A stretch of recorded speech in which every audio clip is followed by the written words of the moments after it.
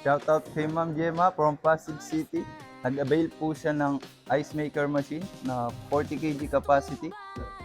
Kasama sa kanyang inavail ang bottle pump, round gallon, impulse sealer, at ice bags at tarpaulin. Nag-upgrade din si Ma'am ng reverse osmosis water system.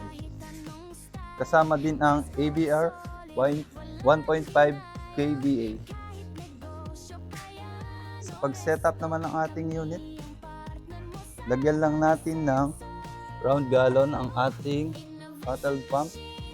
Then itong hose na maliit, plug lang natin sa ating inlet sa bandang ilalim ng ating machine.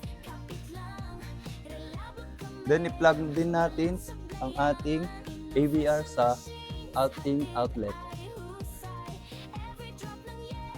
Then i-plug din natin ang bottle pump at ang ating machine sa mismong AVR.